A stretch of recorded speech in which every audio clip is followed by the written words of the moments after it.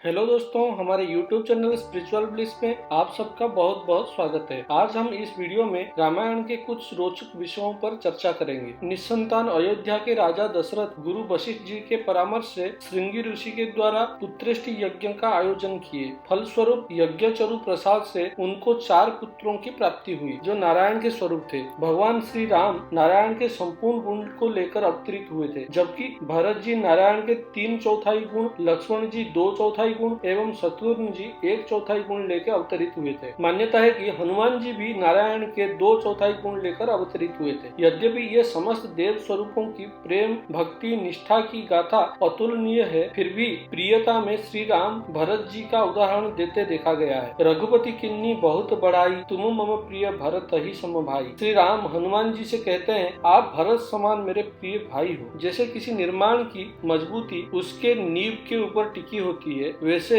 बिना भरत चरित्र के श्री राम जी के चरित्र अधूरा है। यद्यपि रामायण में श्री भरत जी के विषय टिप्पणी बहुत कम प्राप्त है, लेकिन जो प्राप्त है वो हृदय में गहरी प्रभाव छोड़ने के लिए पर्याप्त है। देवताओं को लगा भावुक श्री राम भरत के आग्रह को टालने में असमर्थ होकर कहीं अयोध्या वापस न आ जाए। यदि ऐसा हुआ तो दुनिया निशाचरों के अंधेरे में डूब जाएगी। सभी ने देवी सरस्वती जी से प्रार्थना किए, देवी जैसे आपने मंथरा माता कैकेयी के मति फेर दिया था, वैसे ही कुछ भरत जी के साथ कीजिए। देवी सरस्वती देवताओं के भर्त्सना करते हुए श्री भरत जी महाराज के गुणगान करते हैं। जैसे सहस्त्र आंखें पाकर भी सुमेरु पर्वत नजर से ओझल रहे, ऐसे हैं श्री भरत जी। उनके अंतर संसार में श्री राम के सिवाय दूसरा कोई नहीं, इसलिए कोटि सरस्वती मिलकर भी भरत जी के मन को प्रभावित कर दें ऐसा संभव नहीं है। जब दशरथ जी दिवंगत हुए तब भरत शत्रुघ्न ननिहाल में थे। वे अयोध्या के संपूर्ण घटनाक्रमों से पूरी तरह अनभिज्ञ थे। खबर पहुंची, अत्यंत जरूरी कार्य हेतु उनको अयोध्या पहुंचना आवश्यक है। दोनों भाई अविलंब अयोध्या के लिए निकल पड़े। अयोध्या से पहले मार्ग में नंदीगाम पड़ा, जहां उनका पूर्वजों का एक मंदिर था। दोनों भाई वहां पूजन के लिए रुके, जहां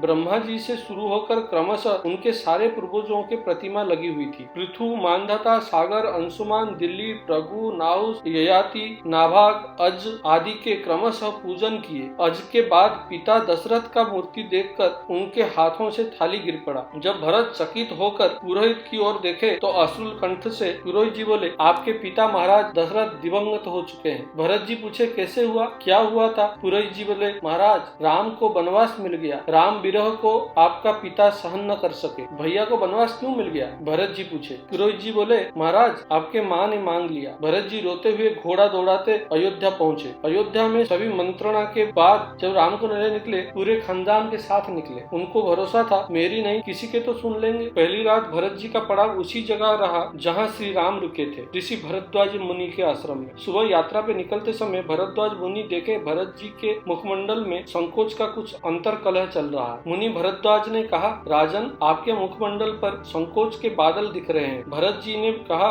महर्षि मैं डरा हुआ हूँ। मेरे माँ ने ऐसी असंवेदनशील मांग कर दी जिस समय मैं नगर में नहीं था। मेरे मन में संकोच है कि भैया मुझे माफ तो कर देंगे ना। भरत जी के मन ऐसी गलती के ग्लानि से भरा हुआ था जो वे कभी किए ही नहीं थे। मुनि भरद्वाज ने कहा, हे राजन, मुझे पता नहीं तुम्हारे बड़े भाई राम तुम्हें कितना प्यार करते हैं, लेकिन वे जब यहाँ से सुबह जा रहे थे तो बड़े खुश थे। मुखमंडल प्रसन्नता से भरा हुआ था। वनवास करने का किंचित ग्लानि उनके मुख पर नहीं था। गंगा पार करने के लिए पुरोहित को बुलाकर स्वस्ति वाचन किया। पुरोहित ने राम के हाथ पे जल दिया और जैसे ही पुरोहित के मंत्रों के बीच निकला, जम्बू द्वीपे आर्यवर्ते भरत खंडे, और जैसे ही भरत नाम सुने जल हाथ से गिर पड़ा और वे जमीन पर बेसुध होकर गिर पड़े और हाय भरत कहकर रोने लगे। पास में भाई लक्ष्मण उनको संभाला। हे राजन, इतना प्रेम करते हैं आपके भैया श्री राम आपसे। सुखता में विलंब ना हो, आप जल्दी पधारो। आपको हमारा ये वीडियो कैसा लगा